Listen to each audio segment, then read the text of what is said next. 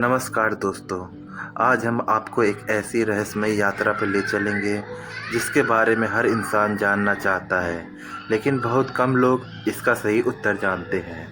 दोस्तों, यह सवाल हर किसी के मन में होता है कि मृत्यु के बाद आत्मा का क्या होता है?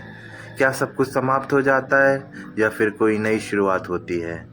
आज हम आपको विस्तार से समझाएंगे आत्मा की उस यात्रा के बारे में जो मृत्यु के बाद शुरू होती है। जब किसी व्यक्ति का मृत्यु का समय आता है तो उसका शरीर धीरे धीरे शिथिल होने लगता है, सांसें हल्की पड़ने लगती है, आंखों की चमक मंद पड़ने लगती है और शरीर की सारी ऊर्जा धीरे धीरे शांत हो जाती है। लेकिन दोस्तों, याद रखिए, शरीर मरता है, आत्मा नहीं। गीता में कहा गया है, नैनम छिदन्ति शस्त्राणि नैनम दहति पावका, अर्थात आत्मा को कोई शस्त्र नहीं काट सकता, कोई अग्नि जला नहीं सकती, वह अमर है। मृत्यु के बाद आत्मा शरीर को छोड़ने की तैयारी करती है। यह प्रक्रिया कुछ सेकंड से लेकर कई घंटे तक चल सकती है।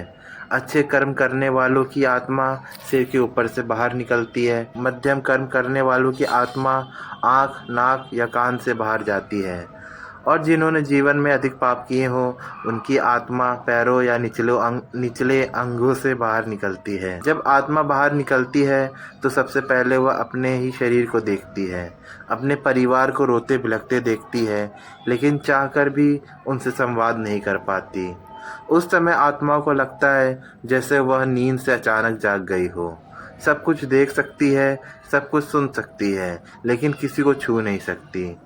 दोस्तों, मृत्यु के बाद आत्मा के सामने उसका पूरा जीवन आ जाता है। उसके हर कर्म का हिसाब दिखाया जाता है। अच्छे कर्म प्रकाश की तरह चमकते हैं, बुरे कर्म अंधकार और पीड़ा का अनुभव कराते हैं। यमराज के दूत या दिव्य दूत आत्मा को इस यात्रा में मार्गदर्शन करते हैं। अगर आत्मा ने पुण्य किए हैं तो दिव्य मार्गदर्शक उसे प्रकाश की ओर ले जाते हैं, और अगर पाप किए हैं तो यमदूत उसे अंधकार की ओर ले जाते हैं। शास्त्रों में आत्मा की 5 संभावनाएं बताई गई हैं। पहला, पितृलोक, जहां आत्मा अपने पूर्वजों से मिलती है। दूसरा, स्वर्गलोक, जहां पुण्य आत्माएं सुख और आनंद का अनुभव करती हैं। तीसरा, नरक लोक, जहाँ पाप करने वालों को अपने कर्मों का फल भुगतना पड़ता है। चौथा, पुनर्जन्म, जहाँ आत्मा नया शरीर धारण करती है और अधूरे कर्म पूरा करती है। पांचवा, मोक्ष, जहाँ आत्मा जन्म मरण के चक्र से मुक्त होकर परमात्मा में विलीन हो जाती है। चलिए जानते हैं अब 13 दिन की यात्रा। मृत्यु के बाद आत्मा 13 दिन तक धरती पर रहती है। वह अपने घर परिवार के आसपास भटकती है। इसलिए शास्त्रों में कहा गया है कि 13वें दिन श्राद्ध और तर्पण करना चाहिए, ताकि आत्मा को शांति मिले और वह अपनी अगली यात्रा की ओर बढ़ सके। इन 13 दिनों में आत्मा कभी खुश होती है, कभी दुखी, क्योंकि वह अपने प्रियजनों को देखती है लेकिन उनके साथ रह नहीं सकती। आत्मा की मुक्ति और पुनर्जन्म, अगर आत्मा के पाप पुण्य बराबर हो तो उसे पुनर्जन्म मिलता है। अगर पुण्य अधिक हो तो स्वर्गलोक की यात्रा होती है, और अगर पाप अधिक हो तो आत्मा को नरक का अनुभव करना पड़ता है। और अगर आत्मा ने ईश्वर की भक्ति की हो तो उसे मोक्ष प्राप्त होता है। मोक्ष ही आत्मा की अंतिम मंजिल है, जहाँ न जन्म है न मृत्यु है, सिर्फ शांति और सिर्फ आनंद है। तो दोस्तों, मृत्यु एक अंत नहीं है, यह तो केवल एक नए अध्याय की शुरुआत है। आत्मा कभी नहीं मरती, वह केवल शरीर बदलती है।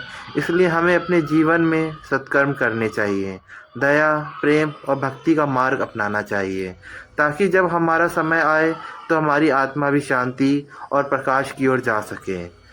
यह थी मृत्यु के बाद आत्मा की रहस्यमयी यात्रा।